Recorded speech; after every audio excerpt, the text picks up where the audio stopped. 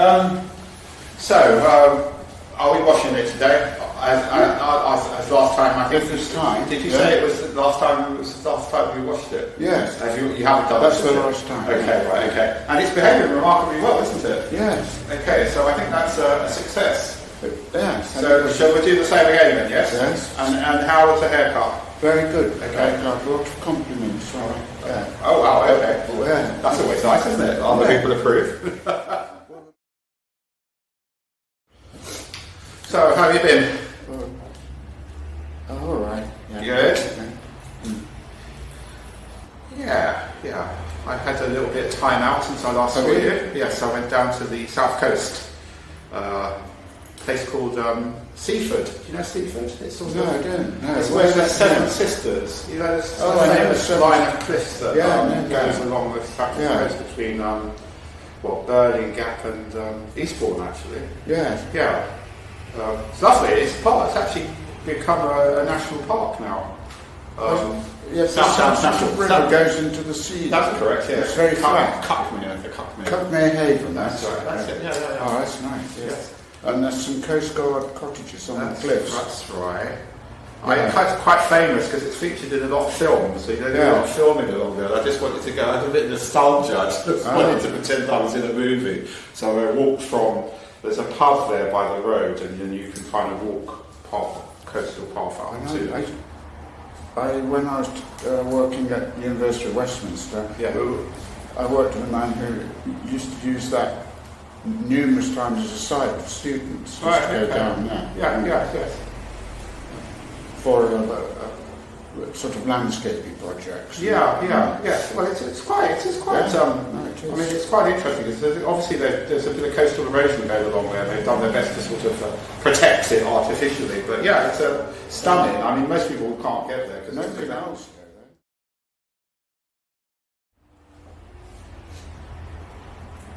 Are you a big walker? It used to be, yes. But at Derbyshire, not in Derbyshire. Yeah. That's the Dales, is it? The Dales, is it? The Derbyshire Dales? Derbyshire Dales. Yeah. Never been there. What's the biggest beautiful.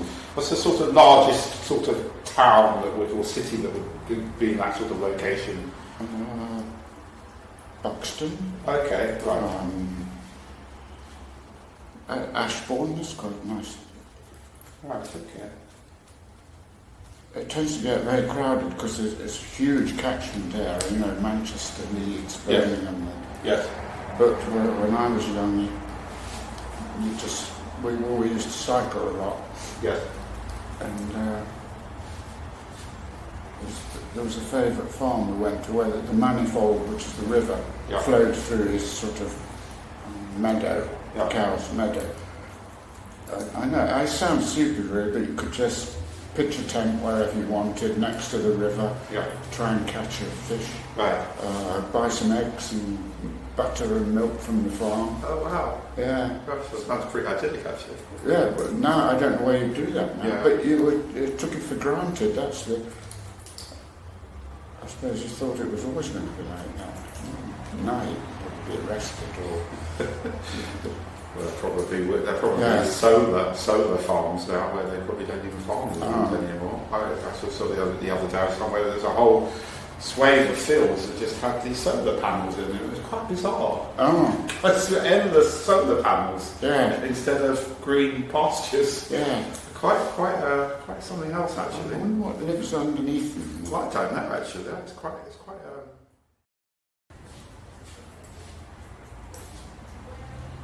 But did I mention last time that I heard this program about how blow dryers for women actually came from men's hairdressers? That's correct. Yeah, there was when they were doing the quiffs.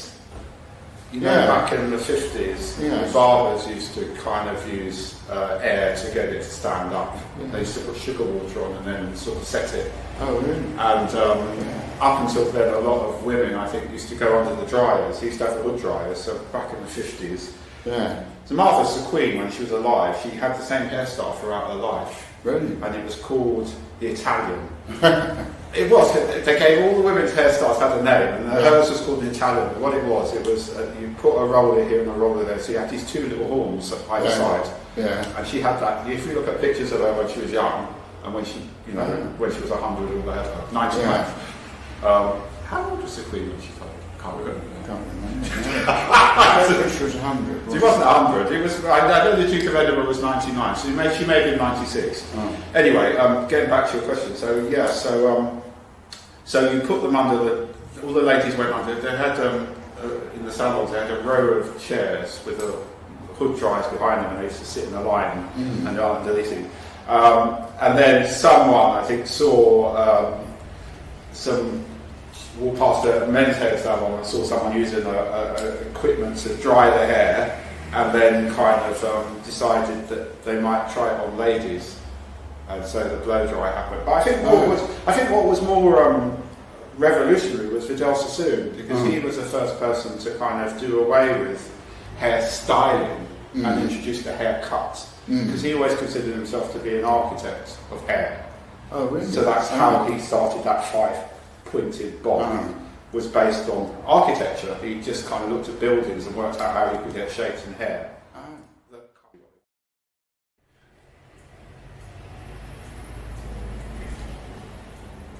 It's funny because in a way that skills like you have, you got that.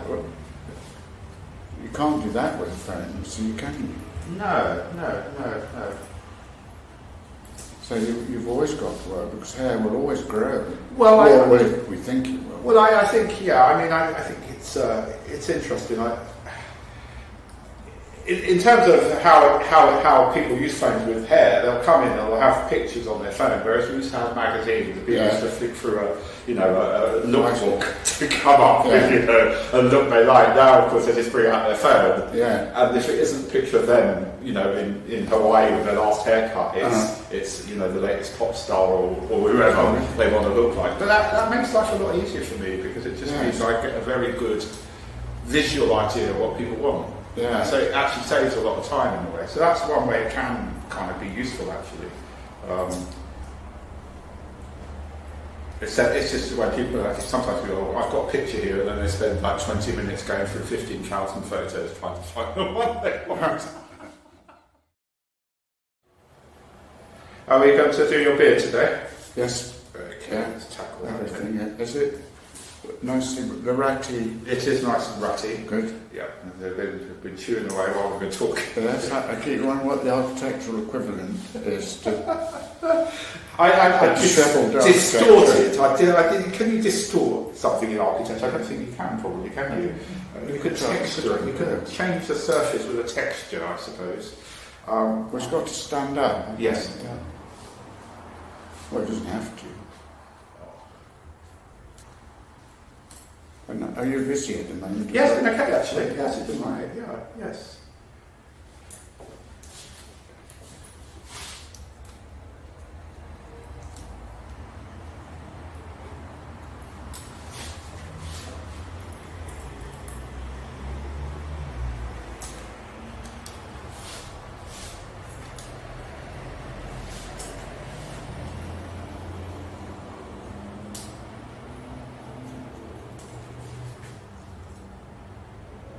Yes, I've always been interested in the relationship between sort of technology and what things look like. Yeah. You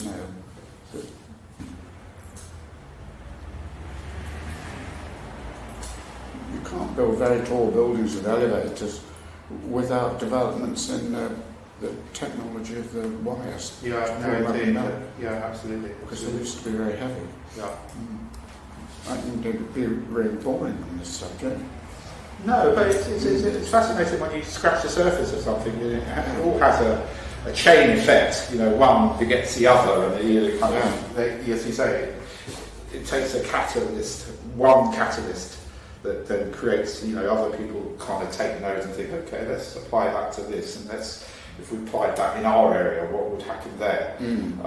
Things like hair products, plastics in that, setting lotions, pomade, oil, all those things have an effect on hair that make it stand out, make it shiny. You know, when people have is there a sort of environmental lobby? Well, there is, yeah. Well, there is well? now. There is now. There is an anti-detergent, anti-paraben, anti-sulfate.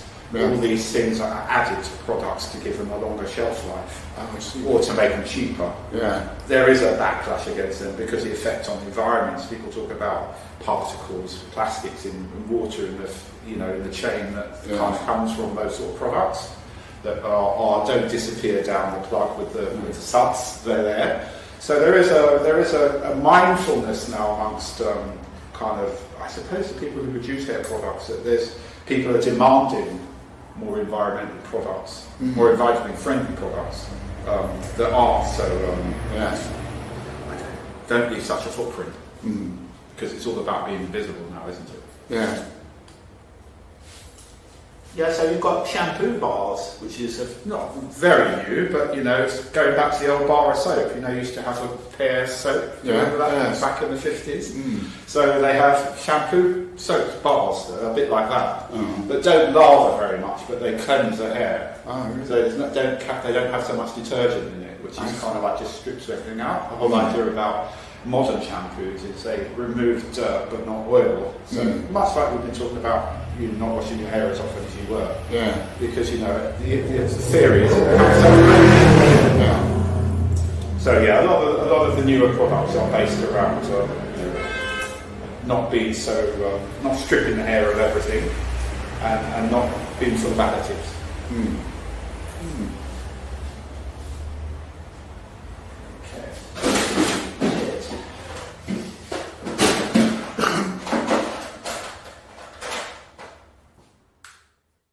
Days?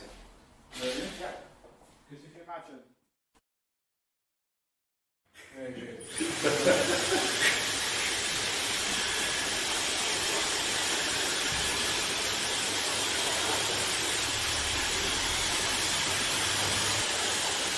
This is a Dyson. Yeah. That's his move into hairdressing when he sort of came up with this. And what's interesting in design terms, he took the motor from the back and put it in the handle. Oh, really? Yeah, first person to do that. And the reason he said he did it was he was on holiday with his wife, and the room they were staying in came with a hairdryer. She was using it. He was in the next room. He came and said, "What's making that internal noise?" He said, "It's my hairdryer." And I said, "Well, we've got to do something about that." It's just quiet for them. It is a different pitch, yeah.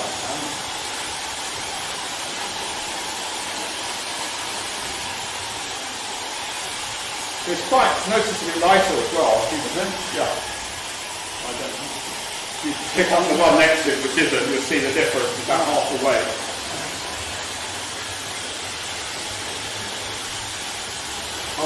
Double the price. Oh yes. And some. This costs £300. That costs 120.